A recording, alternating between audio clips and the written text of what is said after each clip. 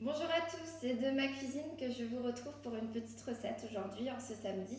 Il est encore temps pour préparer le goûter. Alors, une petite recette toute simple de cookies avec plein d'énergie à l'intérieur et un tout petit peu de gourmandise quand même pour les gourmands que je vous connais.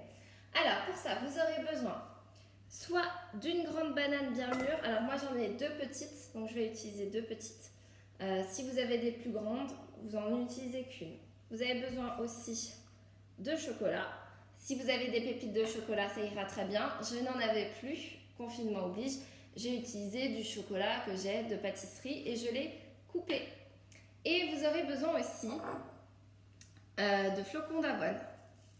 Voilà, je vais essayer de vous montrer. Je vous mettrai la quantité tout à l'heure en recette. Donc, pour ça, vous allez d'abord devoir ouvrir les bananes, les mettre dans un récipient qu'on appelle un saladier. Voilà.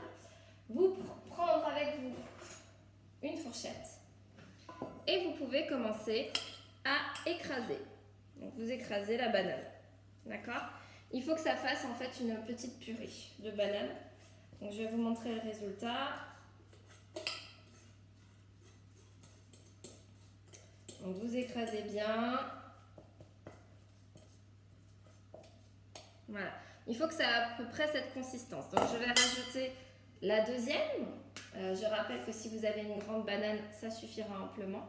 Il faut qu'elle soit un petit peu mûre. Donc quand on sait qu'elle est mûre, quand elle a un petit peu, voilà, vous voyez, un petit peu des traces noires sur sa peau, ça permet en fait d'écraser la banane plus facilement. Et en plus, elle a plus de goût. Donc encore plus de gourmandise. Alors, voilà, j'y arrive. Donc cette recette est vraiment simplissime.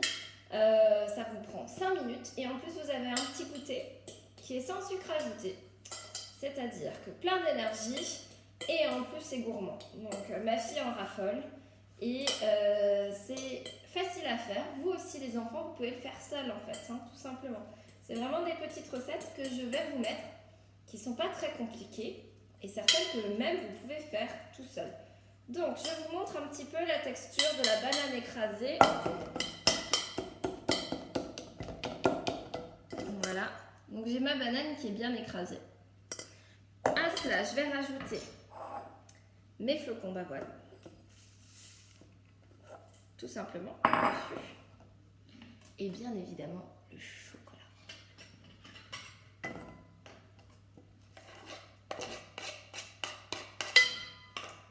Une fois que j'ai rajouté tout ça, j'ai rajouté ma banane, mes pépites de chocolat et mes flocons d'avoine, eh ben, je vais utiliser, et c'est le meilleur moment, en tout cas pour les enfants, mais même pour les adultes, vous avez bien lavé vos mains, bien sûr, bien évidemment, avant de faire la cuisine. Et eh ben, on va commencer à mélanger. Alors, vous pouvez d'abord mélanger avec la fourchette. Et vous allez voir, ça va commencer à être un peu plus collant. Je vais vous montrer ça un peu plus près. Voilà, j'en fais tomber en même temps, un petit peu. Donc ça va commencer un petit peu à coller. Et c'est normal.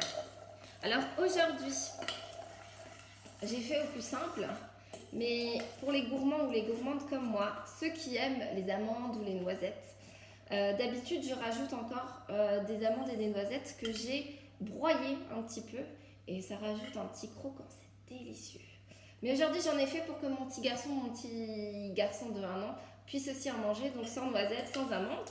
Et très simple avec des aliments de confinement qu'on a quand même un petit peu chez soi.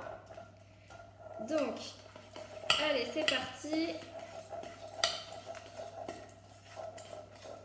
Alors, je vais juste rajouter un petit peu de flocons d'avoine. En fait, il faut que la texture soit légèrement collante, parce que la banane va permettre de coller.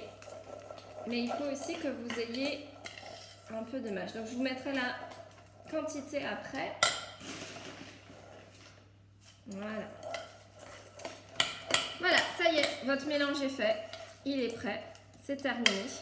Vous n'avez plus qu'à former les boules de cookies, tout simplement. Et là, comme je vous le disais, la meilleure partie, je prends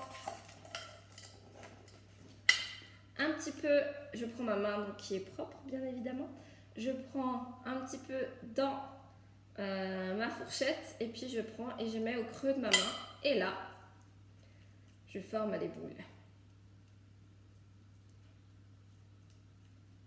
Alors je peux les aplatir, je peux les faire un petit peu rondes. Vous allez voir, c'est un petit peu collant, c'est normal. C'est la banane, c'est le sucre de la banane. Et c'est ce qu'on demande en même temps, c'est que ça soit légèrement collant pour que ça puisse tenir en fait, tout simplement. Donc après vous avez une petite boule comme ça que je vais mettre sur une plaque de cuisson pour pouvoir les mettre tout à l'heure. Et donc vous continuez comme ça jusqu'à ce que vous n'ayez plus en fait d'ingrédients dans votre saladi. Donc vous pouvez les faire, voyez, c'est pas forcément toujours rond, c'est pas grave. L'idée c'est que ça fasse un petit peu comme des cookies et ce sont des gâteaux qui sont rapidement faits. Vous avez vu, j'ai mis 5 minutes, pas plus.